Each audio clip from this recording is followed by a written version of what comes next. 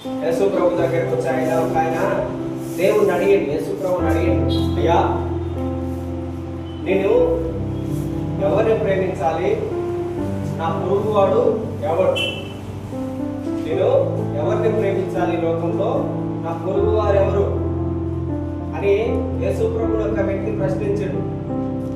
ఎప్పుడైనా ఎవరైనా మనల్ని ప్రశ్నిస్తున్నారా?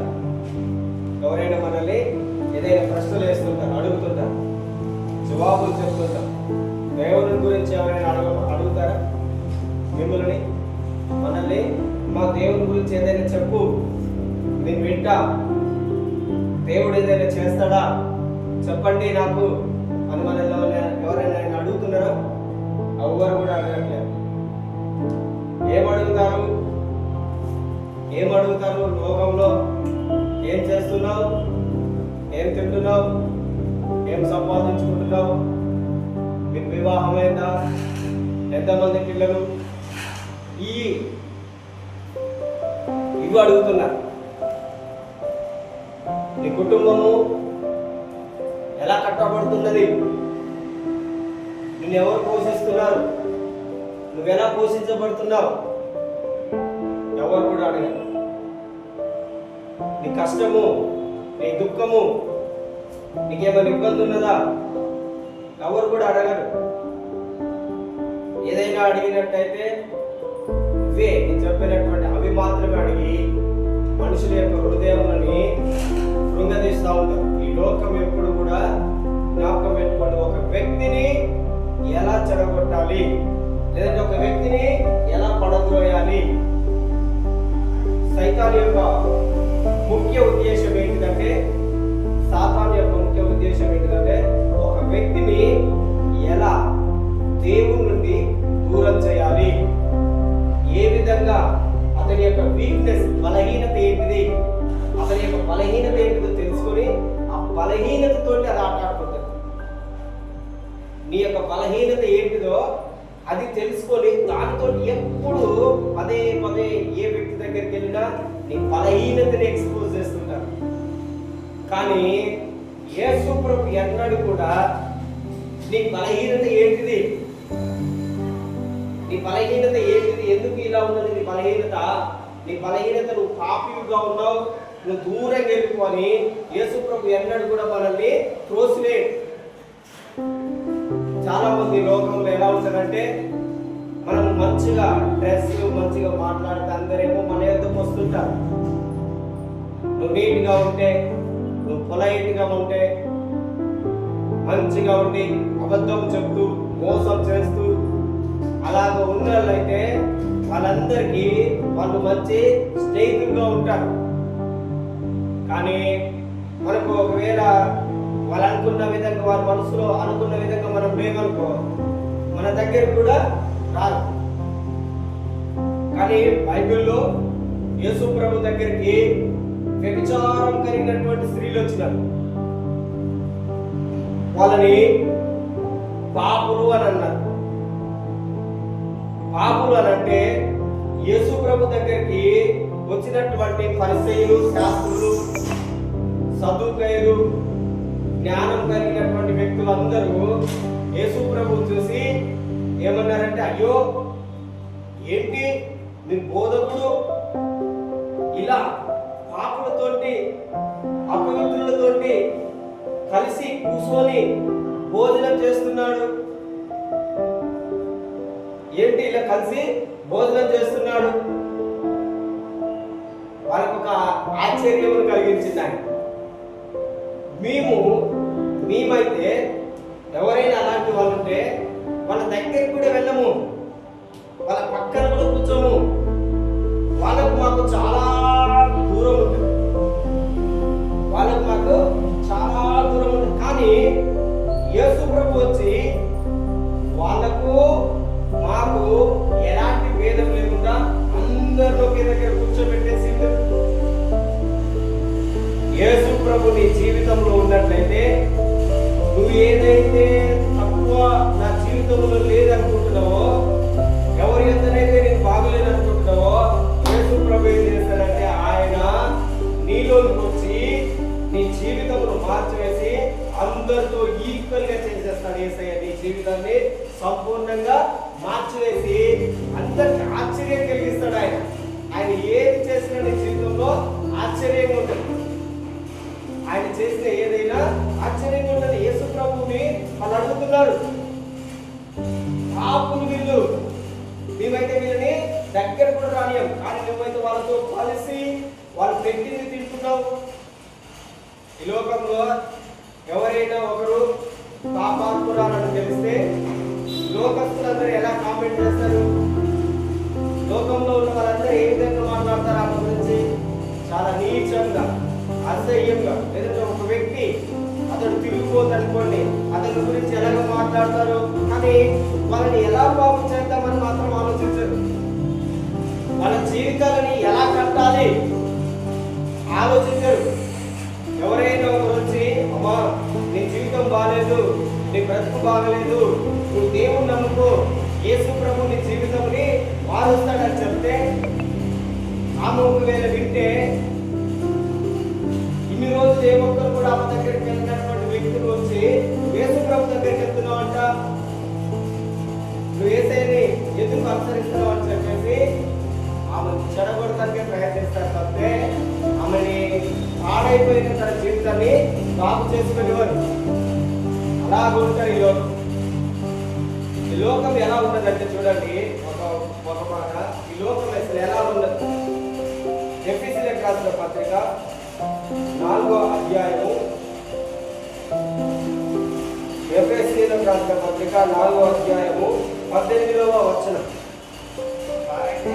వారైతే అంధకారమైన మనస్సు గల వారై తమ హృదయ కాఠిన్యము వలన తమలో ఉన్న అజ్ఞానము చేత దేవుని వలన తమకు జీవములో నుండి వేరుపరచబడిన వారై తమ మనస్సులకు కలిగిన వ్యర్థత అనుసరించి నడుచుకొనుచున్నారు. వారు సిగ్గు లేని వారై ఉండి నానా విధమైన అపవిత్రతను అత్యాశతో జరిగించుటకు తమను తామే కామకల్పములకు చూడండి అప్పగించుకుంటున్నారు. ఏమంటున్నది దేవుడి యొక్క వాక్యము?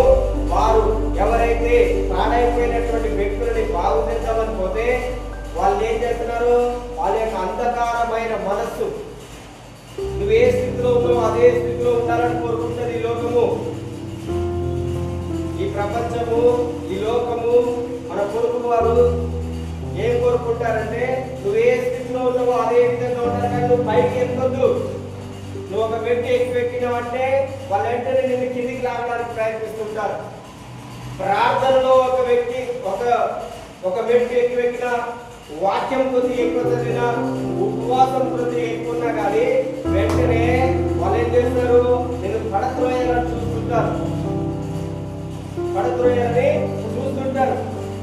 వీళ్ళు నిజంగా మన యొక్క పొరుగు వాళ్ళందరూ మనల్ని ప్రేమించే వాళ్ళు కాదు. దేవుడు చెప్తున్నటువంటి మాటలో వీళ్ళు నిజంగా ఎవరైతే మనల్ని పడద్రోయాలని చూస్తుంటారో, మనల్ని ఎప్పుడు అదే స్థితిలో నువ్వు ఏ స్థితిలో ఉన్నావు అదే స్థితిలో ఉండాలని చూస్తుంటారో, ఏ ఇబ్బందికరమైన జీవితంలో, ఏ చిగటమంటి కలిగిన జీవితంలో ఉంటున్నావో అదే స్థితిలో నువ్వు ఉండాలని కోరుకుంటున్న వాళ్ళు ఉంటారో, వాళ్ళు నిజమైనటువంటి వ్యక్తులు, నిన్ను ప్రేమించేటటువంటి వ్యక్తులు కాదు, నిన్ను కృంగదీసేటటువంటి వ్యక్తులు. వాళ్ళ యొక్క మనసు అంధకారమైనది, నువ్వు కూడా అదే అంధకారంలో ఉండాలని కోరుకుంటారు. వాళ్ళు ఏ స్థితిలో నేను అంధకారంలో ఉన్నారో అదే అంధకారం నీ జీవితంలో కూడా ఉండాలి. నీకు సంతోషం ఉండకూడదు. నువ్వెప్పుడు ఏ విధంగా ఉండాలి? ఏడుస్తూ, ఇబ్బంది పడుతూ, బాధలను అనిపిస్తూ అలా ఉంటే వాళ్ళకి ఏమిటండి? హ్యాపీగా సంతోషంగా ఉంటుంది అన్నమాట. కానీ దేవుడు ఏం కోరుకుంటాడు? నువ్వు అలా ఉండకూడదు. దేవుడు ఎప్పుడు కూడా నువ్వు అదే స్థితిలో ఉండాలని ఎన్నడూ కూడా నీ కొరకు కోరుకోడు. కనుకనే ఆయన నీ కొరకు శ్రమను సహించి ఉన్నాడు. నువ్వు పడవలసినటువంటి ఇబ్బందిని, బాధని ఆయన భరించి మళ్ళీ నువ్వు భరిస్తూ ఉంటే అది ఆయనకి ఇష్టమా? ఒకరు మనకు అప్పు ఉన్నది, మనం చేస్తాం అప్పు, ₹1,00,000 అప్పు చేస్తాం. కానీ ఒక వ్యక్తి వచ్చి మన పక్షమున ఆ అప్పంతా చెల్లించేసింది. వ్యక్తి మన పక్షంలో అబద్ధం చెల్లించేసిన తర్వాతకి ఇంకా నువ్వు అదే బాధలో ఉంటే మంచిదా?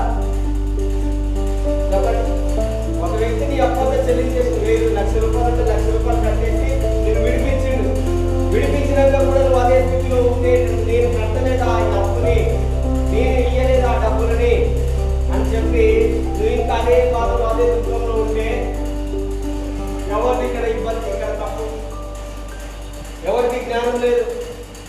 మనకే. నేనే నా జీవితాన్ని ఏం చేసుకుంటున్నాను? పాడు చేసుకుంటున్నాను. కానీ ఇక్కడ దేవుడు ఏమంటున్నాడు చూడండి, వారైతే అంధకారమైన మనస్సు, దేవుడు నీ కొరకు అన్ని చేసేసిండు. నువ్వు పాపంలో ఉండకూడదు, రోగములతో ఉండకూడదు, వ్యాధులతో ఉండకూడదు, బాధలతో ఉండకూడదని ఆయన నీ కొరకు సమస్తములు చేసి దేవుడు ఏమంటున్నాడు, వాళ్ళందరూ దేవునిలో ఉన్న జీవమును, దేవునిలో ఉన్న జీవము నుండి వాళ్ళు వేరైపోయి ఈ లోకమంతా ఏ విధంగా మారిపోయినారంటే దేవుని యొక్క నుండి వచ్చే జీవం మాకొద్దు. ఎక్కడి నుంచి వచ్చే జీవితం వద్దంటారు? చెప్పండి, అంటే చెప్పండి, ఎక్కడి నుంచి? దేవుని నుండి వచ్చే జీవము నుండి వేరైపోతుంది. ఎలా మరి బ్రతుకుతున్నారు? వారి యొక్క మనస్సును శరీరమును అనుసరించి. ఏమనుసరించి? వారి యొక్క మనస్సుకి ఏది నచ్చితే అది, వారి శరీరానికి ఏది బాగుంటే అది, దానిని అనుసరించి వారు బ్రతుకుతున్నారు. అలా బ్రతికే వారితో మనం కూడా కలిసినట్లయితే దేవుడు అంటున్నాడు, నీకు ఏదైతే జీవం ఉన్నదో, దేవుడు ఏదైతే బ్రతికిందో దానిలో నుండి నిన్ను వేరు చేస్తున్నాడు. వేరైపోతున్నావు నువ్వు కూడా. కనుక వారితో కలిసి మనం వెంటనే కూడా ఉండకూడదు. దేవుడి యొక్క వాక్యంలో దేవుడు నిన్ను ఏం కోరుకున్నాడంటే, నువ్వు ఇబ్బందులు ఉన్నావు, బాధలో ఉన్నావు, కష్టంలో ఉన్నావు. లూకా సువార్త 15వ అధ్యాయము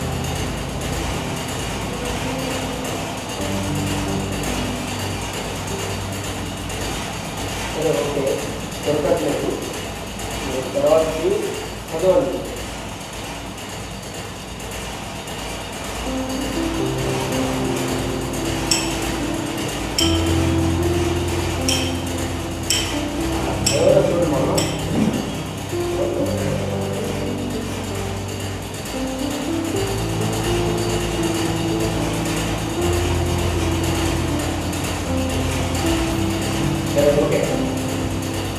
యేసు ప్రభువుని అడుగుతారు.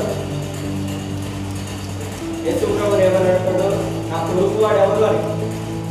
నా పొరుగువాడు ఎవరు అని అడిగితే ఒక ఆయన ఎరుకో నుండి యెరూషలేము నుండి ఎరుకోకు ప్రయాణం చేస్తున్నాడు.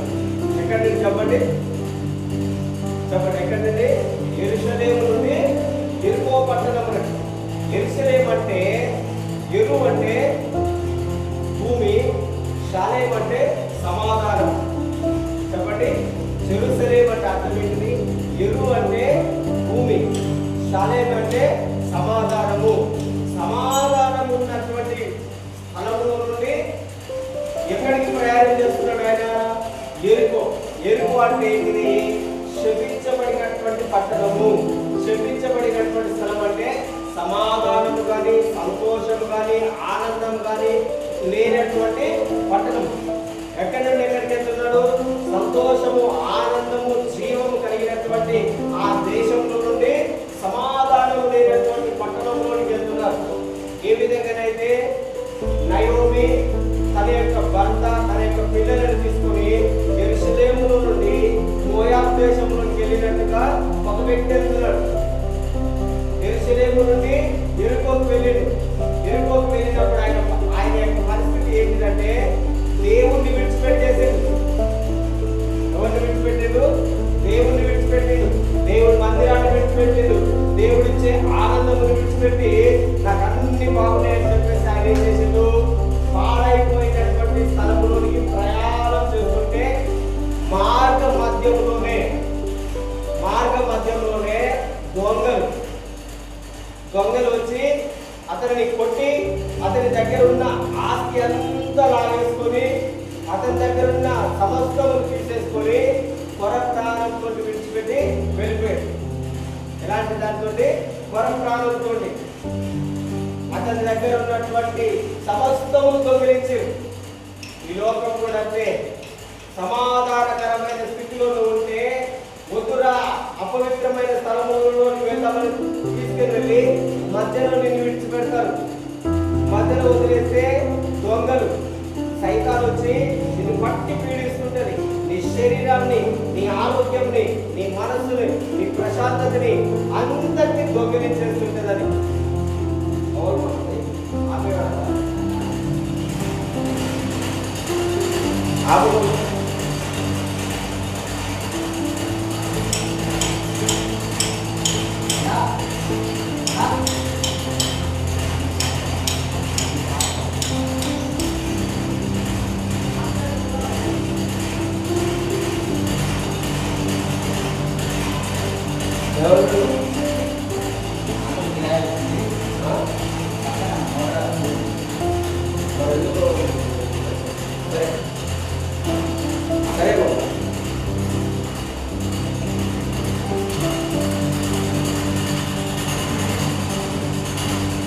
ఓకే, ఏం చెప్తున్నా?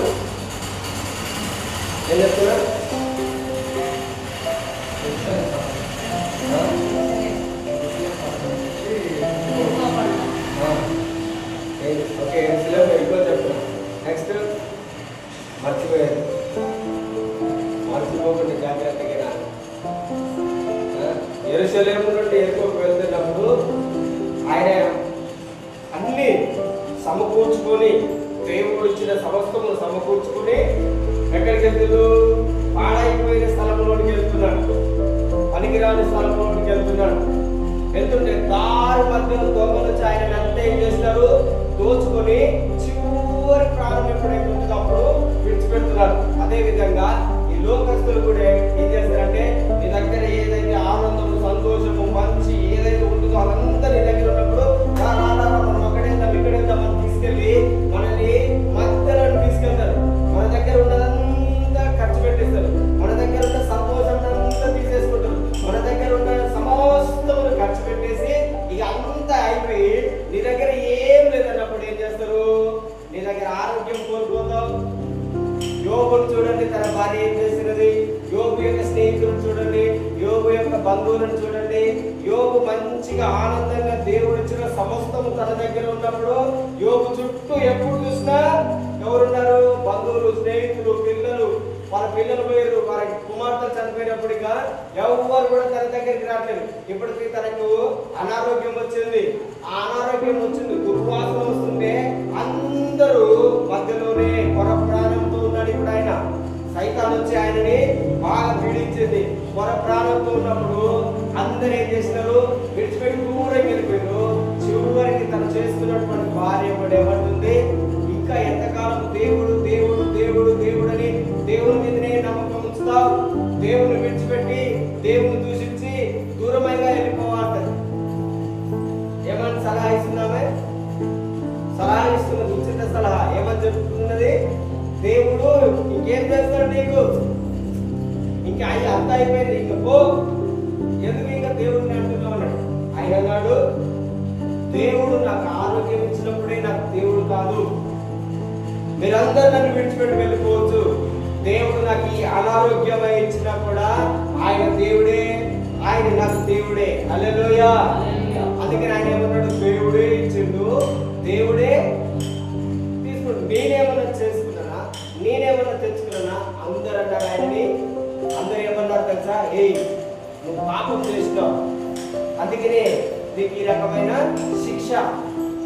నువ్వు మోసం చేసినావు, నువ్వు దొంగతనం చేసినవేమో, లేదంటే కన్యకలని పాడు చేసినవేమో, అందుకనే నీకు ఈ రకమైన రోగం వచ్చింది అని అంటే ఆయన అంటాడు, అయ్యా నేను కన్యకని ఏ విధంగా పాపపు కన్నులతో నేను చూస్తాను.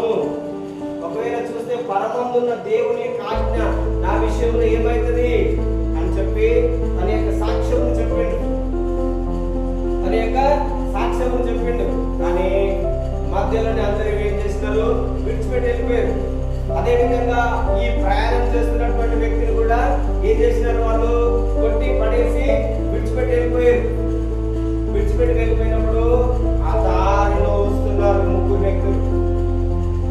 దారిలో వస్తున్నాడు ముగ్గురు వ్యక్తులు. మొట్టమొదటిగా వచ్చినటువంటి వ్యక్తి లేవీయుడు. ఎవరు చెప్పండి, అందరు చెప్పండి, ఎవరు? లేవీయుడు అంటే దేవుని యందు భయభక్తులు కలిగి దేవుని యొక్క వాక్యమును బహుగా ధ్యానిస్తూ ఎప్పుడు ప్రార్థన చేస్తూ దేవుని యొక్క వాక్యమునే దేవుడి మందిరంలో ఉండేటటువంటి వ్యక్తి. ఆ వ్యక్తి రోడ్డు మీద నడుచుకుంటూ వస్తుంటే ఈ వ్యక్తి కనపడంగానే, అరే ఈయన నిన్నటి మొన్నటి వరకు చర్చిలో ఉన్నటువంటి వ్యక్తి, నేను వద్దని చెప్పిన వెళ్ళిపోయినటువంటి వ్యక్తి, అనారోగ్యంలో పాడైపోయాడు, డబ్బులన్నీ ఖర్చు పెట్టుకున్నాడు, పర ప్రాణంతో ఉన్నాడు, ఇతడు దేవునిలో నుండి దూరం అయిపోయాడు కనుక ఇతన్ని నేను చేరదేయకూడదని చెప్పేసి ఆయన ఏం చేసిండు, సైడ్ అవ్వడం వెళ్ళిపోయాడు. ఎవరైనా చెప్పండి, ఎవరైనా పేరేంటిది? లేవీయుడు. ఏం పేరు? ఎలా చూసి వెళ్ళిపోతున్నాడు? రోగంలో ఉన్నాడు, బాధల్లో ఉన్నాడు, కష్టంలో ఉన్నాడు, ఇబ్బందిలో ఉన్నాడు. ఇతను నేను దగ్గరికి వెళ్తే ఇప్పుడు నేను అతనికి ఖర్చు పెట్టాల్సి వస్తుందేమో, ఇప్పుడు ఇతను పురప్రాణంలో దెబ్బలతో ఉన్నాడు, ఇప్పుడు ఇతని దగ్గరికి వెళ్ళి నేను అతని గాయాన్ని కట్టాల్సి వస్తుందేమో, అతని యొక్క అపవిత్రత నాకు అడ్డుకుంటుందేమో అని చెప్పేసి అతడు ఏం చేస్తున్నాడు, అతడు పడిన శ్రమలో నేను కూడా పడిపోతానేమో. కొందరు అంటారుగా, వాళ్ళ దగ్గరికి వెళ్ళొద్దు, వాళ్ళకు ఉన్నటువంటి శ్రమలు నీకు కూడా వస్తాయని అంటారు. వాళ్ళతో కలిసి ఉండొద్దు, వాళ్ళు పడుతున్నటువంటి ఇబ్బందులు నీకు కూడా పడతాయని. నీలో ప్రేమ ఉంటే, నీకు మంచి మనసు ఉంటే నీకెందుకు వస్తుంది? నీ మనస్సే అపవిత్రమైపోయింది, నీ యొక్క ఆలోచనలే అపవిత్రమైపోయినాయి. వాళ్ళ దగ్గరికి వెళ్ళొద్దని. మంచిగా ఉన్నప్పుడు వెళ్ళినప్పుడు ఏది కూడా నీకు రాలేదా? మంచిగా ఉన్నప్పుడు వాళ్ళ దగ్గరికి వెళ్ళినప్పుడు వాళ్ళ దగ్గర ఉన్నది ఏది కూడా మనలోకి రాలేదా? ఇప్పుడు అనారోగ్యంలో ఉన్నప్పుడే, కష్టంలో ఉన్నప్పుడే వాళ్ళ దగ్గరికి వెళ్ళినప్పుడు వాళ్ళ యొక్క ఇబ్బందులను మనకి ఎలా వస్తాయి? చెప్పండి, ఎలా వస్తాయి? అతడు ఏం చేస్తున్నాడు చూసి, నేను కూడా ఇదే విధంగా నష్టపోతానేమని చెప్పేసి దూరంగా వెళ్ళిపోయాడు. మరొక వ్యక్తి వస్తున్నాడు, పరిసయ్యుడు అనే వ్యక్తి. ఈ పేరు పరిసయ్యుడు. ఆయన కూడా చూసి, ఓ ఇతడు ఒక వ్యక్తి పరప్రాణంతో ఉన్నాడు, ఇప్పుడు ఇతని దగ్గరికి వెళ్తే నేను అతనికి ఏదైనా చేయాలేమో అని చెప్పేసి అతడు కూడా చూసి, ఆ లేవీయుడు పోయినట్టే ఈ పరిసయ్యుడు కూడా వెళ్ళిపోయాడు. ఈ పరిసయ్యుడు కూడా వెళ్ళిపోయాడు. చివరికి ఒక వ్యక్తి వస్తున్నాడు. ఆయన పేరు ఏంటంటే సమరయ వ్యక్తి. ఏం పేరు చెప్పండి? ఆయన వస్తున్నాడు, సమరయ వ్యక్తి. ఆయనని లోకం ఏం చేసిందంటే వద్దు అంటుంది. ఏమంటుంది లోకం చూసి, ఏయ్ నువ్వు పనికిరాని వాడు, నువ్వు పాపివి, నువ్వు పాపంలో ఉన్నటువంటి వ్యక్తివి, నీవు దూరంగా ఉండాలని చెప్పినటువంటి వ్యక్తి అదే మార్గంలో వస్తున్నప్పుడు ఆయన పడిపోయిన ఆయనను చూసి ఆయన దగ్గరికి వెళ్ళి అతన్ని పరామర్శించి అతని గాయములన్నీ కట్టి అతని లేవనెత్తి అతని తినడానికి ఇంత అన్నం పెట్టి తీసుకొని వెళ్ళి కూటపుల్లవాని ఇంటిలో చేర్చిండు. ఎక్కడ చేర్చిండు? కూటపుల్లవాని ఇంటిలో చేర్చి ఆయనకి వెళ్ళి డబ్బులు ఇచ్చిండు. డబ్బులు ఇచ్చి ఆమెకు చెప్తున్నాడు, ఇతడికి ఏమైనా ఈ డబ్బులకు ఎక్కువ ఏమైనా ఖర్చు పెట్టినట్లయితే మళ్ళా నేను ఈ మార్గంలో వస్తాను, అప్పుడు ఇస్తానంటున్నాడు. హల్లెలూయా. ఎవరిక్కడ పొరుగువాడంటే యేసు ప్రభు చెప్తున్నాడు, ఎవడైతే నిన్ను ఆదుకుంటాడో నీ కష్టంలో, ఇబ్బందులు, బాధల్లో, నువ్వు వేదనలో ఉన్నప్పుడు ఎవడైతే నీ దగ్గరకు వచ్చి నిన్ను పరామర్శించి నువ్వు పడి ఉన్న గుంటలో నుండి తీసి నిన్ను ఒక మనిషినిగా చూపిస్తాడో ఆయనే నిన్ను ప్రేమించేవాడు. హల్లెలూయా. నీ దగ్గర నుంచి ఈ కాదు, ఎప్పుడు ఇయ్యండి ఇయ్యండి ఇయ్యండి ఇయ్యండి, నాకు కావాలి నాకు కావాలి, అది కావాలి ఇది కావాలి అనేవాడు నీకు మేలు కోరేవాడు కాదు. నువ్వు బాధలో ఉన్నప్పుడు నీకేం కావాలి, నువ్వు కష్టంలో ఉన్నప్పుడు నీకేం కావాలి, నువ్వు ఇబ్బందులో ఉన్నప్పుడు నీకు ఏం సహాయం చేస్తాను, నువ్వు ఒక్కరినే పోతున్నావు, నీతో పాటు కూడా వస్తాను, నీకు తోడుగా ఉంటాను అన్నటువంటి వ్యక్తి నీ జీవితంలో నీ మేలు కోరేవాడు. కానీ నువ్వు బాగున్నప్పుడు ఇయ్యండి ఇయ్యండి ఇయ్యండి ఇయ్యండి, నువ్వు కష్టంలో ఉన్నప్పుడు పో అనే వ్యక్తి నీ మేలు కోరేవాడు కాదు. ఎప్పుడు కూడా అలాంటి వ్యక్తులతో మీరు సహవాసం చేయకండి. హల్లెలూయా. యేసు ప్రభు కూడా అంతే. నువ్వు కష్టంలో ఉన్నప్పుడు, నువ్వు ఇబ్బందులో ఉన్నప్పుడు ఆయన నీ దగ్గరకు వచ్చేటటువంటి స్నేహితుడు ఆయన, నిన్ను ఓదార్చేటటువంటి దేవుడు ఆయన. నువ్వు బాధలో చూడండి, అందరూ పాపి పాపి పాపి అని యేసు ప్రభు చెప్తున్నాడు ఒక వ్యక్తి గురించి, సమరయుడి గురించి. ఆ సమరయుడే ఈ రోజు ఒక వ్యక్తిని బాగు చేసిండు. ఎవడైతే పాడైపోయి బాగుపడినటువంటి వ్యక్తి ఉంటాడో ఆ వ్యక్తికే ఇంకొక వ్యక్తి యొక్క విలువేంటితో తెలుస్తుంది. ఎవరికి తెలుస్తుంది? ఎవడైతే పాడైపోయి నా జీవితం అంతా నష్టపోయి ఇబ్బందులు ఉన్నటువంటి వ్యక్తికే ఇంకొక వ్యక్తి యొక్క ఇబ్బంది అర్థమవుతుంది. నాకు ఏ ఇబ్బంది లేదు, ఏ కష్టం లేదు, ఎలాంటి విధంగా నేను బాధపడట్లేదు, అలాంటి వ్యక్తికి నువ్వు చెప్తున్నటువంటి బాధ ఎట్లా అర్థమవుతుంది? నువ్వేదైనా చెప్తే వాళ్ళకి ఎలా అర్థమవుతుంది? కాదు, అర్థము కాదు. ఒక వ్యక్తి మొన్న చాలా అంటే ఒక వారం క్రిందట అనుకుంటా, కొంతమంది నా దగ్గరకు వచ్చినారు. వాళ్ళు చెప్తున్నారు వాళ్ళ యొక్క సమస్య, వాళ్ళ సమస్య చెప్తున్నారు. అంటున్నారు, మేము మంచిగా ఉన్నప్పుడు, బాగున్నప్పుడు అందరూ మా దగ్గరికి వచ్చారు. తర్వాతకి మా దగ్గర ఉన్నన్ని తీసుకొని మమ్మల్ని మోసం చేసారు. ఏం చేసిరంట? మోసం చేసారు. వాళ్ళని కిందికి పడద్రోసారు. పైలో ఉన్న వాళ్ళని కిందికి పడద్రోసారు. నాకు తెలియక ప్రార్థన చేస్తూ ఆమె జీవితం చెప్తే ఆమె ఏడుస్తున్నది. దేవుడమ్మ నీకు ఇలా చెప్తున్నాడు, ఇదిగో నీ జీవితం ఇలా ఉన్నది, నువ్వు ఈ విధంగా ఉన్నావంటే ఆమె ఏడుస్తున్నది. ఆమె కంటి నిండా కన్నీళ్ళే. ఆమె ఓదార్చే వాళ్ళు ఎవరు లేరు.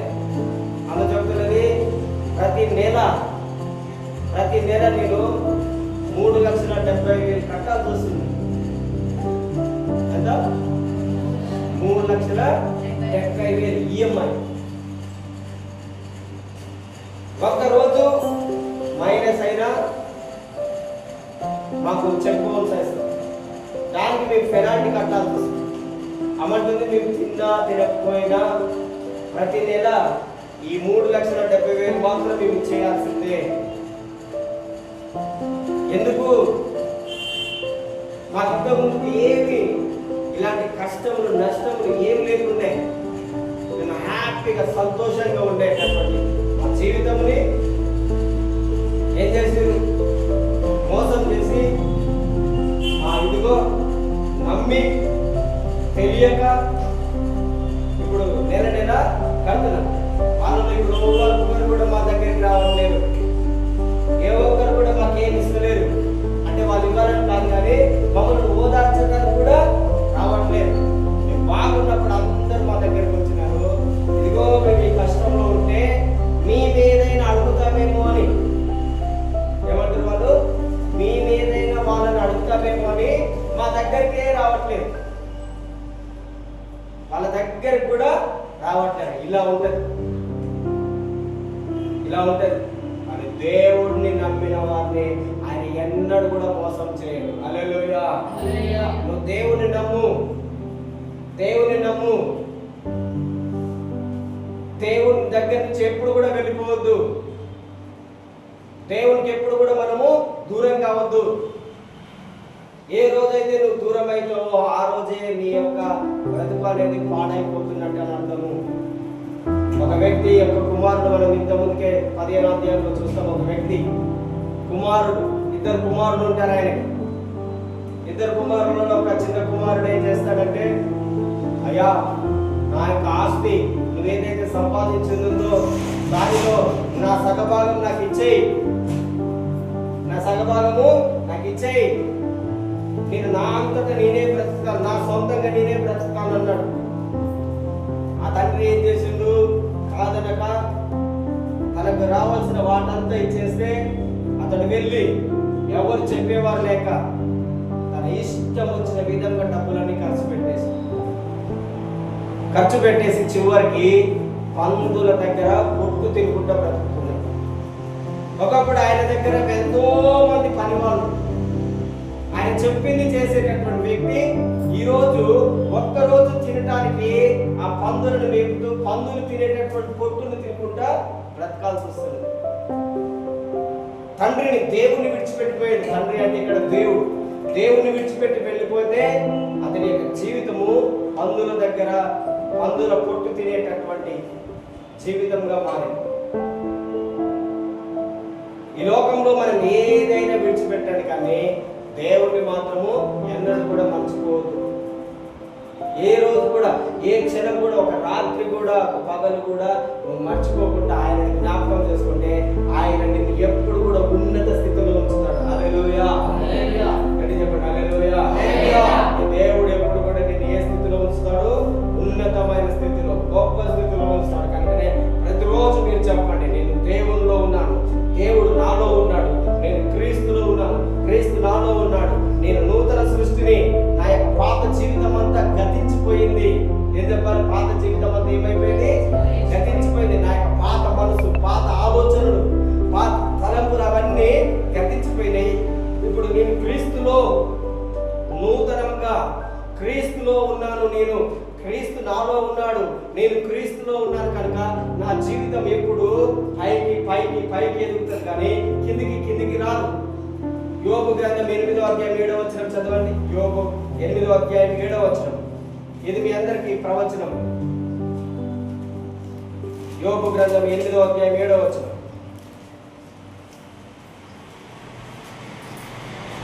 చదవండి. ఇది రాసి పెట్టుకోండి అందరూ, ఇది మీ జీవితంలో జరుగుతుంది. చదవండి. 8వ అధ్యాయం 7వ వచనం ఏమనుంది? అప్పుడు నీ స్థితి మొదట కొద్దిగా నుండినను తుదను నీవు మహాభివృద్ధి పొందుదు. అందరు చెప్పండి నా వెనకాల, నా స్థితి, నా స్థితి ఇప్పుడు కొద్దిగానే ఉన్నది. అని దేవుడు నన్ను, చెప్పండి, దేవుడు నన్ను తుదకు మహాభివృద్ధి కలగజేస్తాడు. అలా చెప్పండి, నా స్థితి ఇప్పుడు కొద్దిగానే ఉన్నది. నన్ను చూస్తున్న వాళ్ళందరి దృష్టిలో కొద్దిగానే ఉన్నది, కానీ తుదకు నా దేవుడు నన్ను మహాభివృద్ధి కలగజేస్తాడు. హల్లెలూయా. ప్రతిరోజు చెప్పండి మీరు ఈ మాట, ప్రవచనంగా ఇది రాసుకోండి, అండర్లైన్ చేసుకోండి, టిక్ చేసుకోండి, మీరు మెమరైజ్ చేయండి, మర్చిపోదు. ఎవడైనా నీ స్థితి ఏంటిది, నీ పరిస్థితి ఏంటిది అని ఎవడైనా అంటే వాళ్ళకి జవాబు చెప్పుకోవడానికి నీ మనసులో జ్ఞాపకం చేసుకోండి. నా స్థితి ఇప్పుడు మీరు చూస్తున్నది కొద్దిగానే ఉన్నది. నేను జీవిస్తున్న జీవితం నాలో ఇప్పుడు కొద్దిగానే ఉన్నది.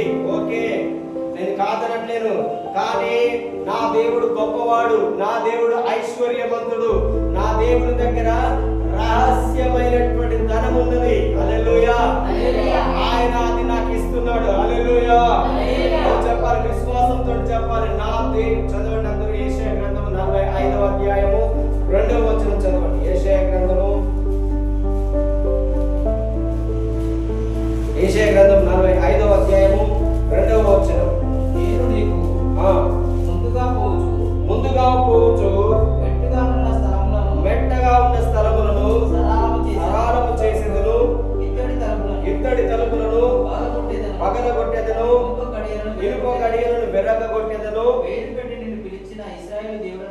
పేరు పెట్టి నిన్ను పిలిచిన ఇశ్రాయేలు దేవుడనైనా యెహోవాను నేనే అని నీవు తెలుసుకున్నట్లు అంధకార స్థలములలో ఉంచబడిన నిధులను రహస్య స్థలములలోని మరుగైన ధనమును నీకు ఇచ్చేదను. హల్లెలూయా.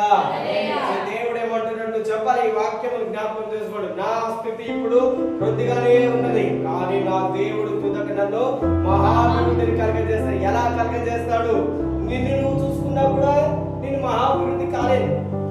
నా శక్తి ఏంటో నాకు తెలుసు, నా బలం ఏంటో నాకు తెలుసు అని నీ అంతటా నీకు కూడా తెలుసు. కానీ నీ బలము నీ దేవుడే, నీ శక్తి నీ దేవుడే, నీకు ఇచ్చేది దేవుడే. ఎప్పుడైతే దేవుడిని నువ్వు గొప్ప చేస్తుంటావో దేవుడు అంటున్నాడు, ఏమంటున్నాడు? నేను నీకు ముందుగా వెళ్ళుచు. దేవుడు ఎప్పుడు కూడా నీ ముందునే ఉంటాడు. దేవుడు ఎప్పుడు కూడా నీకు ముందుగా వెళ్ళుచు. ఏం చేస్తాడు? నీకు మెట్టగా ఉన్నాయి, కరుకుగా ఉన్నాయి, నువ్వు ఎక్కలేనటువంటి స్థలములు, ఎవడైతే నువ్వు ఇక్కడికి రాలేవు, నువ్వు దీనిని దాటలేవు అని ఎవడైతే చెప్తుంటాడో వాళ్ళ ఎదుట దేవుడు నిన్నేం చేస్తాడంటే నీకు ముందుగా వెళుచు మెట్టగా ఉన్న స్థలములన్నిటిని సరళం చేస్తాడు నీ కొరకు. హల్లెలూయా. దేవుడే యేసయ్యనే నీకు ముందుగా వెళ్తుంటాడు. మెట్టగా ఉన్నాయి, నువ్వు ఎక్కలేనటువంటి ఎత్తైన కొండలు ఏవైతే ఉంటాయో వాటన్నిటిని దేవుడు చదును చేసి నిన్ను పైకి హెచ్చిస్తాడు. హల్లెలూయా. ఎందుకంటే దేవుని కంటే బలమైనది ఈ లోకంలో ఏది లేదు. అందుకనే ఫిలిప్పీయులకు రాసిన పత్రిక 4:13 ఉంటది, ఏమంటుంది? నన్ను బలపరచు దేవుని యందు. అందరూ చెప్పండి, నన్ను బలపరచు దేవుని యందు నేను సమస్తమును చేయగలను. నా దేవుడు సమస్తమును చేయగలడు. హల్లెలూయా. ఈ లోకం ఏ విషయంలోనైతే నిన్ను నిందిస్తుందో అప్పుడు నువ్వు చెప్పాలి, నా దేవుడు సమస్తము చేయగలడు. ఏం చేస్తాడు నా దేవుడు? రక్తస్రావం కలిగిన స్త్రీ తన దగ్గర డబ్బులు అన్ని ఖర్చు పెట్టేసింది, అన్ని ప్రదేశంలో వెళ్ళింది, కానీ ఆమె ఒక్కసారి యేసు ప్రభువు గురించి విన్నది. ఆయన కొరకు ఎదురు చూస్తా ఉన్నది. ఏం చేస్తున్నది చెప్పండి? ఏం చేస్తున్నది? అందరు చెప్పండి, ఏం చేయాలి నువ్వు? ఏం చేయాలి నువ్వు? ఎదురు చూడాలి. ఎదురు చూచుటలో ఉన్నంత నిరీక్షణ గొప్పతనం ఎక్కడ ఉండదు.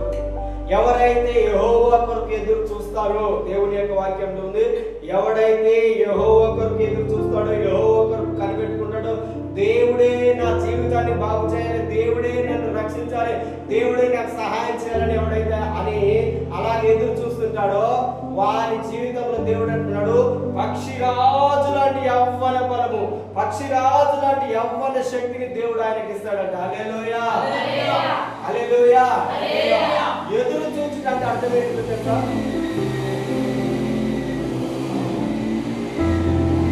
ఎదురు చూచుట అంటే అర్థం,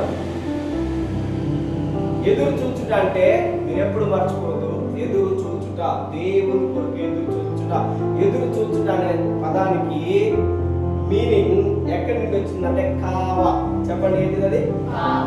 కావా అనేది హీబ్రూ పదం. కావా, కావా అంటే ఎప్పుడు కూడా మర్చిపోదు. ఎదురు చూచుట అనేది నేను మిమ్మల్ని అడుగుతా, ఎదురు చూచుట అనే దానికి మీనింగ్ ఏంటిది చెప్పండి? కావా. కావా అంటే దాని యొక్క అర్థం ఏంటిదంటే మనము దేవునిలో ప్రతిరోజు ఒకరినో ఒకరి మీద అయిపోతున్నారు. ఎదురు చూచుట అంటే అర్థం ఏంటిదంటే 2-3 పేట్ల తాడుని చూడండి, అది ఎలా పెనవేసుకుంటుంటది. తాడుని మీ మెడలో ఉన్నటువంటి తాడు చూడండి, అది చూస్తే ఒకటే దారం కనబడుతుంది కదా, దాంట్లో ఎన్ని దారాలు ఉంటాయి? అవన్నీ ఉంటాయి. అవన్నీ ఏమైతే ఒకదానికొకటి ఒకదానికొకటి ఒకదానికొకటి ఒకదానికొకటి ఏమైపోయినాయి, కలిసి కలిసి కలిసి అది ఒకేసారి అయిందా? టైం పట్టిందా? ఒకటేసారి కాదు కదా. అదే విధంగా దేవుడు నీ జీవితంలో అద్భుతం చేయాలంటే నువ్వు ఎదురు చూడాలి.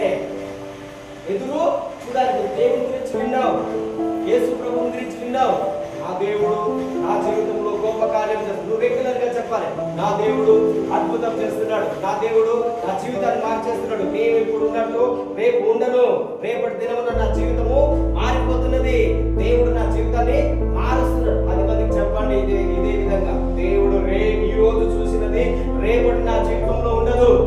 ఎవరైనా ఒకరు వచ్చి రేపు ఇదే విధంగా ఉన్నదనంటే నేను దేవుని కొరకు ఎదురు చూస్తున్నాను, దేవుడు నా జీవితంలో అద్భుతం చేయడానికి నేను ఎదురు చూస్తున్నానని చెప్పండి.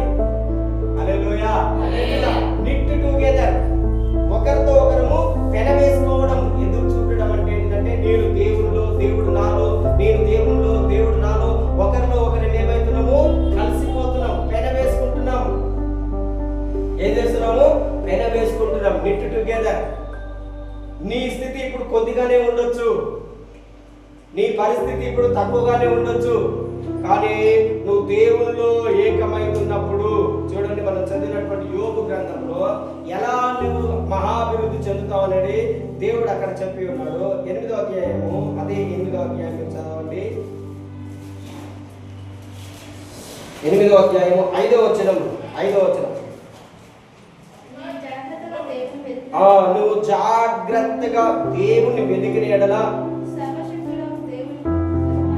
సర్వశక్తుడకు దేవుని బతిమాలిన ఎడల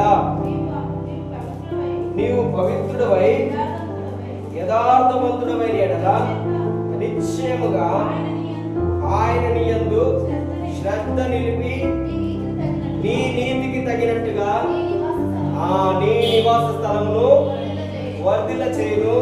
అప్పుడు నీ స్థితి మొదట కొద్దిగా నుండినను తుదకు మహాభివృద్ధి నొందెదవు. హల్లెలూయా. మంచి చెప్పండి. హల్లెలూయా. ఏమంటున్నాడు? దేవుని నువ్వు ఎలా ఎదగాలి? ఎదురు చూడడం అంటే అర్థం ఏంటంటే జాగ్రత్తగా. చెప్పండి, ఎలా చెప్పండి? ఎలా దేవుని ఎదగాలి? నువ్వు అజాగ్రత్తతో వెతుకుతున్నారు కదా. అజాగ్రత్తతో అంటే తెలుసా? ఎప్పుడైనా అజాగ్రత్తతో అంటే దాని మీనింగ్ ఏంటంటే ఎప్పుడు బైబిల్ చదవడం, ఎప్పుడు ప్రార్థన చేయాలి, ఎప్పుడు ఏం చేయాలి. కానీ ఎక్కడికైనా ఇంటిలో నుంచి బయటకు వెళ్తున్నాగానే 1 నిమిషం ప్రార్థన. ఏమంటారు? 1 నిమిషము ప్రార్థన. ఏదైనా పని మొదలు పెడుతున్నప్పుడు వెంటనే ఏం కావాలి వాళ్ళకి? ప్రార్థన. ఏదైనా సమస్య వచ్చిందంటే వెంటనే ఏం కావాలి వాళ్ళకి? ప్రార్థన. ఏదైనా ఇబ్బంది కలిగిందంటే ప్రార్థన. ఇదేంటిది? అజాగ్రత్త. జాగ్రత్త లేకపోవడం. నేను బయటకు వెళ్తున్నాను, ఇంట్లో నుంచి బయటకు వెళ్తున్నాను, నేను క్షేమంగా రావాలి, అప్పుడు ప్రార్థన. ఆ ఇంట్లో నుంచి బయటకు వెళ్ళే ముందులో ఎన్నో రకములైనటువంటి పరిస్థితులను ఎదుర్కొంటాం, రకరకాల ఇబ్బందులు పడతా ఉంటాం, కానీ అప్పుడు దేవుని వెతకం. కానీ దేవుడు ఏమంటున్నాడు? జాగ్రత్తగా నువ్వు దేవుని వెతికి సర్వశక్తులకు దేవుని ఎదుట నువ్వు కనిపెట్టినట్లయితే ఆయన ఏం చేస్తాడంట? నీ నివాస స్థలమును వర్ధిల్ల చేస్తాడు. హల్లెలూయా. దేవుడు దేనిని వర్ధిల్ల చేస్తాడు? అదే చెప్పండి. దేనిని వర్ధిల్ల చేస్తాడు? అదే చెప్పండి. దేవుడు నా నివాస స్థలమును వర్ధిల్ల చేస్తాడు. నా దేవుడు, నేను నమ్మిన నా దేవుడు నా నివాస స్థలముని వర్ధిల్ల చేస్తాడు. వర్ధిల్లట అంటే వర్ధిల్లట అంటే అందరూ ఏమంటున్నారు? డబ్బులే అనుకుంటున్నారు. వర్ధిల్లట అంటే డబ్బులు ఒక్కటే, వర్ధిల్లితే డబ్బులు కాదు. డబ్బులు ఉన్న వాళ్ళ దగ్గరికి వెళ్ళి చూడండి, అన్ని రకాల రోగాలు ఉంటాయి, వాళ్ళ మనసు నిండా సమస్యలే ఉంటాయి, సంతోషం ఉండదు, ఆరోగ్యం ఉండదు. వర్ధిల్లట అంటే కేవలం డబ్బులతోటి కాదు. వర్ధిల్లట అంటే అన్ని విషయములలో నువ్వు వర్ధిల్లాలి. సమాధానం నీ మనసులో ఉండాలి, సంతోషం ఉండాలి, అన్ని రకాలుగా ఆరోగ్యం ఉండాలి, నువ్వు ఎవరైనా చెప్తే వినేటట్టుగా ఉండాలి. అన్నిటిలో నువ్వు గొప్పగా ఉన్నప్పుడు అది నువ్వు వర్ధిల్లినట్టు. కేవలం డబ్బుల విషయంలోనే మీరందరూ అనుకుంటారు, డబ్బులతోటి అనుకుంటారు. డబ్బులు కాదు. డబ్బు ఈ రోజు నుండి రేపు నశించిపోయేది, దాని మీద మీరు ఎక్కువ మనసు ఉంచుకోవద్దు. ఒకవేళ మీకు ఆ మనసు ఉండినా దాన్ని తొలగించుకోండి. ఎందుకంటే దేవుని యొక్క వాక్యం లేదంటే ఎవరికైతే డబ్బు మీద మనసు ఉంటుందో అదంటే పిచ్చుకోవాలి, ఎగిరిపోతుంది. ఎలా ఎగిరిపోతుంది? నీ మనసు ఎక్కడ ఉండాలి? దేవుని మీద. చెప్పండి, నీ మనసు ఎక్కడ ఉండాలి? దేవుని మీద ఉంటే దేవుడు అంటున్నాడు, ఆయన నిన్ను పరిశీలిస్తాడు. ఈ కుమార్తె, ఈ కుమారుడు ఎప్పుడు చూసినా నా మీద తన యొక్క మనసు జాగ్రత్తగా నన్ను వెతుకుతున్నాడు, నాలో కలిసిపోతున్నాడు, నేను చెప్పిన వాక్యంతో ఏకమవుతున్నాడు, నేను చెప్పిన దానిలోనే నిజాయితీగా ఉంటున్నాడు. కనుక దేవుడు అంటే నీ మీద శ్రద్ధ నిలుపుతాడంట. హల్లెలూయా. నీ మీద ఆయన ఎప్పుడైతే ఆయన కను దృష్టి వచ్చిందో, ఫస్ట్ ఆఫ్ ఆల్ నీలో ఏది ఇబ్బంది పెడుతున్నది, నిన్ను బాధిస్తున్నది ఏంటిది, నీ మనస్సును, నీ శరీరాన్ని, నీ యొక్క ప్రశాంతతను ఏదైతే డిస్టర్బ్ చేస్తుందో అదంతా ఒకే దినములను తొలగించేస్తాడు. హల్లెలూయా, చెప్పండి హల్లెలూయా. యోబు 8 నెలలు అని చెప్పారు. 8 నెలలు ఇబ్బంది పడ్డాడంట. ఎన్ని నెలలు? 8 నెలలు కఠినమైన ఇబ్బంది పడ్డాడు. కానీ ఒక్క రోజులోనే, ఎన్ని రోజులల్లా? అందరూ చెప్పండి, ఎన్ని రోజులల్లా? ఒక్క రోజులోనే దేవుడు ఆయనను ముట్టి సంపూర్ణ స్వస్థతను కలిగించిందంటే 8 నెలలు కూడా ఆయన దేవుని కొరకే చూసినాడు. కానీ 8 నెలలు ఏ మనిషిని కూడా సహాయం కోరలేదు. ఆయన ఒకరితో ఒక దేవుళ్ళు కలిసిపోయినాడు. నీవు కూడా ఆ విధంగా కలిసిపోవాలి. దేవుడు నువ్వు జాగ్రత్తగా వెళ్తే దేవుడు ఏం చేస్తాడన్నాడు? ఆయన నీకు ముందుగా వెళ్ళి ఫస్ట్ నీకు మెట్టగా ఉన్న స్థలములన్నిటిని సరళం చేసి, కరుకుగా ఉన్న మార్గములన్నిటిని సరళం చేసి, దేవుడు ఏం చేస్తాడు? నీ జీవితంలో ఉన్న ఇత్తడి గడియలు, అయ్యో ఇది ఎంతో బాధగా ఉన్నదని నువ్వు అనుకుంటున్నావు, అది ఇత్తడి తలుపు లాంటిదంట. ఇది ఎప్పుడు పోతే బాగుండు, ఈ సమస్య ఎప్పుడు పోతే బాగుండని అనుకుంటున్నావు చూసినావా? అదేంటిది? ఇనుప గడియ. అది నీ వలన పోదు. కొంతమంది ఎంతో పొద్దున లేసి రాత్రి పడుకునేంత వరకు ఎంతో కష్టపడతా ఉంటారు. అయినా కానీ వారికి నెమ్మది, ప్రశాంతత ఉండదు. వారి యొక్క కష్టము తొలగిపోవట్లేదు. పోతున్నదా? చూడండి, పోవట్లేదు. ఎందుకు పోవట్లేవంటే అవన్నీ ఇనుప గడియలు, ఇత్తడి తలుపులు, అవన్నీ ఛేదించాలంటే మనలాంటి వ్యక్తులతో సాధ్యం కాదు. కానీ దేవుడు అంటున్నాడు, నీకు ముందుగా వచ్చి ఇత్తడి గడియలు, ఇనుప గడియలన్నిటినీ నేను విరగొట్టేస్తానంటున్నాడు. హల్లెలూయా. ఇంకేమంటున్నాడు? అంధకారములో ఉన్న ధనమును, రహస్య స్థలములో దాగి ఉన్న ధనమును, నీ కొరకు దేవుడు ఎక్కడైతే ధనమును దాచిపెట్టి ఉన్నాడో, నీ కొరకు దేవుడు ఏదైతే ధనమును రహస్య స్థలములను దాచి ఉన్నాడో అదంతా దేవుడు నీ కొరకు సమకూరుస్తాడు. హల్లెలూయా. అది ఎలా వస్తుంది అనేది నీకు తెలియదు. ఎలా వస్తుంది, ఎవరు ఇస్తారు, ఎవరు తీసుకొస్తారు అనేది నీకు అర్థం కానే కాదు. దేవుడు అయితే నన్ను ఎలా పోషిస్తున్నాడు నాకు అర్థమే కాదు. ఎలా ఇస్తున్నాడు అనేది అర్థం కాదు. ఎలా నేను మాత్రం ఎప్పుడు కూడా దేవుడి కొరకే కనిపెట్టుకున్నాను. ఏ రోజు కూడా నేను దేవుడితో సహవాసం లేకుండా ఉండలేను. ప్రతిరోజు నేను దేవుడితోటి సహవాసం కలిగి ఉంటాను కనుక నా దేవుడు నన్ను ఏ నెల కూడా సిగ్గుపరచట్లేడు. హల్లెలూయా. హల్లెలూయా. కొత్త వ్యక్తుల దగ్గరికి దేవుడు నడిపిస్తాడు. తెలియని వారి దగ్గరికి తీసుకెళ్తాడు. తెలియని వారు, మొన్న ఒకరిని కలిసినాను చెప్పినా కదా, వాళ్ళు మంచి ఉన్నత స్థితిలో ఉన్నటువంటి వ్యక్తులు. అలాంటి వ్యక్తుల దగ్గరికి దేవుడు నడిపిస్తాడు. మనకు తెలియదు, ఈ మార్గములని సరళం చేస్తాడు. ఎప్పుడు ఎప్పుడు దేవుణ్ణి నమ్మి ఆయనని వెంబడిస్తాడు. హల్లెలూయా. చాలా చెప్పాలనుకున్నా కానీ బాగా ఇబ్బందిగా ఉంది. సో ఒక్క వచనమును మనం చూద్దాము. యోహాను సువార్త 17వ అధ్యాయము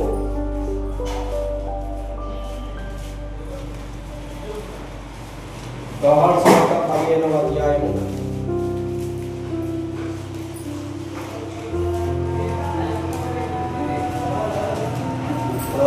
నాలుగవ వచనం చదవండి.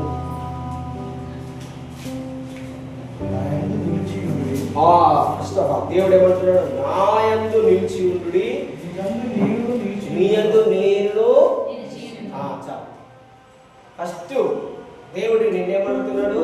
నాలో నువ్వు ఉండాలి. ఎక్కడ ఉండాలి మనము? అందరు చెప్పండి, ఎక్కడ ఉండాలి? అందరు చెప్పండి, ఎక్కడ ఉండాలి? మనము దేవునిలో నిలకడగా ఉండాలి. నిలిచి ఉండడం అంటే ఈరోజు వచ్చి రేపు వెళ్ళిపోవడం కాదు. నిలకడగా, స్థిరత్వం కలిగి ఉండాలి. దాని మీనింగ్ అంటే అర్థం ఏంటంటే, కష్టం వచ్చినా, శ్రమ వచ్చినా, ఇబ్బంది పెట్టినా, నిన్నెవరైనా హింసించినా కూడా నువ్వెప్పుడు కూడా దేవునిలో నుండి బయటకు వెళ్ళిపోతావు. కొంతమంది వస్తుంటారు అంత్య దినములను యేసు ప్రభు నమ్ముకున్నాం అని చెప్పేసి మనల్ని బాధ పెడతారు. చాలా మంది అక్కడ వేరే నార్త్ ఇండియాలో యేసు ప్రభు నమ్ముకున్నారని చెప్పేసి చంపేస్తున్నారు, హింసిస్తున్నారు, బాధ పెడుతున్నారు. అయినా కానీ వాళ్ళు ధైర్యంగా ఈ రోజు చనిపోయిన పర్వాలేదు, రేపడ్డాడు నేను పరలోకంలో ప్రభు దగ్గర నెక్స్ట్ మినిట్ లో ఉంటా, నాకు అది కావాలి, ఈ భూలోకంలో ఏముంది అంతా ఇబ్బంది, శ్రమ, కష్టము అని చెప్పేసి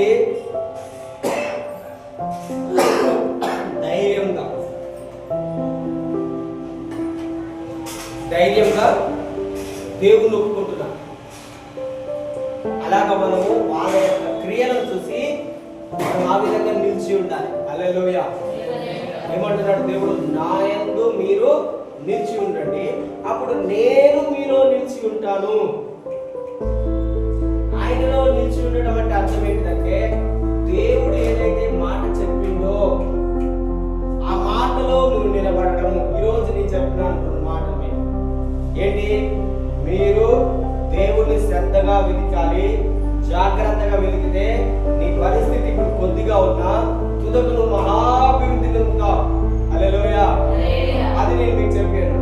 నువ్వు దేవుని మాట వింటే దేవుడు నీకు ముందుగా వచ్చి మెట్టగా ఉన్న స్థలములను సరళం చేసి ఇత్తడి తడుపులను ఇనుప గడియలను విడగొట్టి అంధకారంలో ఉన్న ధనమును రహస్య స్థలంలో మరుగైన ధనమును దేవుడు నీకు ఇస్తాడన్నాడు.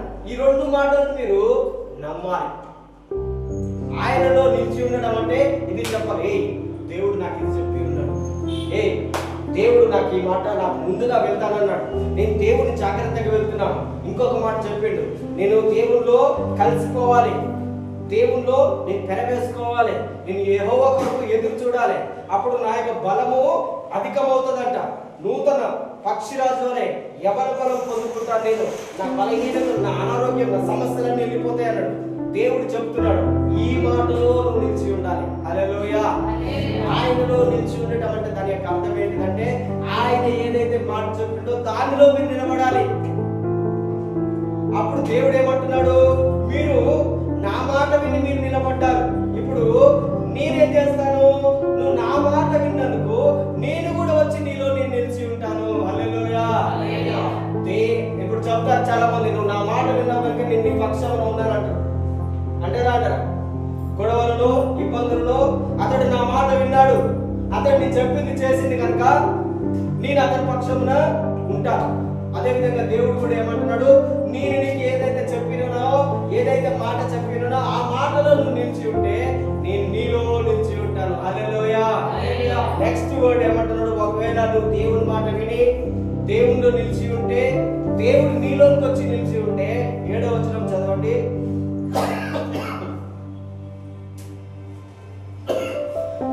7వ వచనం చదవండి.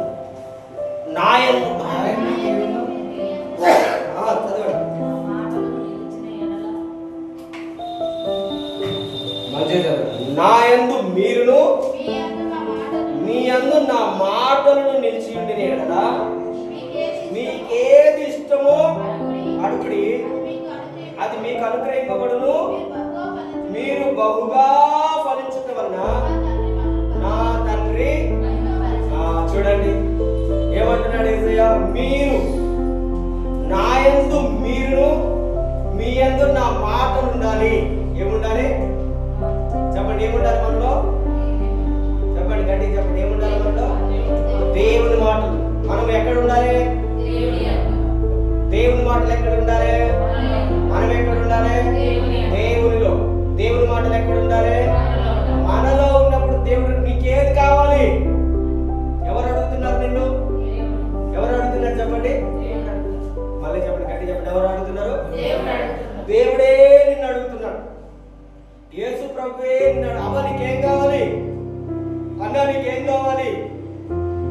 నీకేదైనా కావాలంటే ఫస్ట్ నిన్ను నువ్వు చెక్ చేసుకో. నీలో దేవుని మాటలు ఉన్నాయా, లేదంటే దేవుడు నీలో ఉన్నాడా?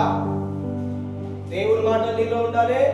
దేవుడు నీలో ఉంటే దేవుడు అడుగుతున్నాడు, నీకేది కావాలి, నీకేది ఇష్టము, అది నేను నీకు అనుగ్రహిస్తాను. ఇంకేమంటున్నాడు? దేవుని కోరిక ఏంటంట? నీవు బహుగా ఫలించాలి. ఎలా ఫలించాలి? వృద్ధిగా కాదు. చెప్పండి, ఎలా ఫలించాలి? చెప్పండి గొప్పగా. బహుగా. ఎంత? మీరు ఎలా ఫలించాలి? అందరికంటే గొప్పగా మీరు ఉండాలి. దేవుడి యొక్క ఉద్దేశం అది. ఎక్కడైనా ఒక క్రైస్తవ కుటుంబం ఒక గ్రామంలో ఉన్నట్లయితే ఆ గ్రామంలో ఆ క్రైస్తవ కుటుంబమే గొప్పగా ఫలించే కుటుంబంగా ఉండాలని దేవుడు కోరుకుంటున్నాడు. మనం ఫలించాలంటే దేవుడు ఏం కోరుకుంటున్నాడు మనలో నుండి? నీలో నేనుండాలి, నా మాటలు నీలో ఉంటే నువ్వు అందరికంటే గొప్పగా ఉంటావు. హల్లెలూయా. రెండే విషయంలో దేవుడు చెప్పాడు చాలా క్లియర్ గా, నా యందు మీరు, మీ యందు నా మాట. నిలిచి ఉంటే నీకేది కావాలి అడుగు, మీరు అడగండి. నా మీద నువ్వు బహుగా ఫలించాలని దేవుడు కోరుకుంటున్నాడు. నీ ఇంటి పక్కన వాడు ఏం చేస్తాడు? నేను పడద్రోయాలని చూస్తాడు. వాళ్ళ మాటలు ఏంటి? నువ్వు కూలిపోతావు. ఇంతకుముందుకు నేను చెప్పినాడు, కొంత ఒక కుటుంబం వాళ్ళ మాటలేని 3,70,000 నెలకు కడుతున్నారు ఈఎంఐ. కానీ దేవుడు అంటున్నాడు, ఎవడైనా నా మాట వింటే వాడు బహుగా బహుగా బహుగా బహుగా ఫలిస్తాడు అంటున్నాడు. హల్లెలూయా. ఇప్పుడు కొద్దిగా ఉన్నట్లయితే, నువ్వు నా మాటలు వింటుంటే, నువ్వు ఇప్పుడు నీ స్థితి కొద్దిగా ఉంటే, తుదకు రేపు ఎల్లుండి ఒక నెల అయిన తర్వాతకి, లేదంటే నీ జీవితం గడుస్తున్న కొలది, నీ సంవత్సరం గడుస్తున్న కొలది, ప్రతిరోజు నువ్వు మహా అభివృద్ధి అభివృద్ధి అభివృద్ధి అవుతావు. కానీ డౌన్ డౌన్ డౌన్ అనేది ఉండదు. ఈ రోజు ఏమవుతుందో, రేపు ఎలా ఉంటుందో, నేను చేస్తున్న బిజినెస్ ఎలా ఉందో, నేను చేస్తున్న వ్యాపారం ఎలా ఉంటుందో, రేపటి నాడు నాకు ఉద్యోగం ఉంటుందా ఉండదా, నాకు రేపు ఎక్కడి నుంచి అయినా వస్తుందా రాదా అనే టెన్షన్ నీకు ఉండదు. కారణం ఏంటిది? నువ్వు దేవుని వెతుకుతున్నావు. దేవుడే సమస్తమును సృష్టించింది. దేవుని ఎంత నుంచే సమస్తం నీకు వస్తుంది కనుక ఆ దేవుని వెలిగే దేవానికి ఏది కూడా కొలత ఉండదు. హల్లెలూయా. అప్పుడు దేవుడు ఏమంటాడు? నువ్వు మహాభివృద్ధి మహాభివృద్ధి, అభివృద్ధిలో అభివృద్ధి మహాభివృద్ధి నీకు కలుగుతుంది అంటున్నాడు. రెండే విషయం ఏంటిది? నీలో ఏముండాలి? నీలో ఏముండాలి చెప్పండి. ఏముండాలి నీలో? నువ్వు ఎవరిలో ఉండాలి? ఇప్పుడు మనం అందరము ఎంతమంది టీ తాగుతారు? కాఫీ ఎంతమంది తాగుతారు? లేదంటే టీ కాఫీ తాగుతారు. మనము చేసేటప్పుడు ఎలా చేస్తాము? నీళ్లు, కాఫీ పౌడరు, పాలు వేస్తాం. కానీ బయట చెప్పే పదం ఏంటిది?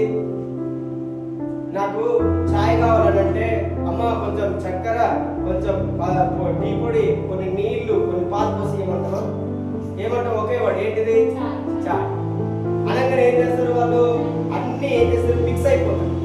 కింద ఏం పెడతాము? మంట, వేడి. అది టీ కావాలి. అదేవిధంగా నీ జీవితం మారాలంటే, నీ జీవితం టీలాగా రావాలంటే నీలో కూడా వేడి ఉండాలి. హల్లెలూయా. వేడి అంటే పరిశుద్ధాత్మ అగ్ని, పరిశుద్ధాత్మ మంట, ఆ జీవము, ఆ వెలుగు నీలో ఉన్నప్పుడే నీవు జీవితం మారుతుంది. లేదా దేవుడు ఇప్పుడు టీ పొడి మాటలు అనుకోండి, పాలు నీవు అనుకోండి, ఆ రెండు మిక్స్ అయిపోతే చివరికి ఏం రావాలి? టీ రా. అలా అలా మనం కలుసుకోవాలి. నీలో దేవుడు, దేవుల్లో నీలో దేవుని మాట. చెప్పండి, నీలో ఏముండాలి? నీలో నీవు నీవు దేవుల్లో ఉండాలి, దేవుడు నీలో ఉండాలి, దేవుని మాటలు నీలో ఉండాలి. ఇదే చెప్పండి. ఒకటి ప్రాఫిటిక్ ఒక వచనం చెప్పాను మీకు. ఏంటిది? యోబు 8వ అధ్యాయం 7వ వచనం. నేను నడుచుకున్నా, పడుకున్నా, లేచిన నేను ఎప్పుడు నా స్థితి కొద్దిగానే ఉన్నది, కానీ రేపటి నుంచి లేదంటే ఇది మొదలుకొని నేను మహాభివృద్ధి చెందుతాను. హల్లెలూయా. ప్రతిరోజు చెప్పాలి, నేను థ్యాంక్ యూ యేసయ్యా, నీకు వందనాలు, నన్ను మహాభివృద్ధిగా నన్ను విస్తరింపజేస్తున్నందుకై నీకు వందనం. ఇంకోటి ఏంటిదంటే, ప్రభువా నీ యందు నేనున్నాను, నాలో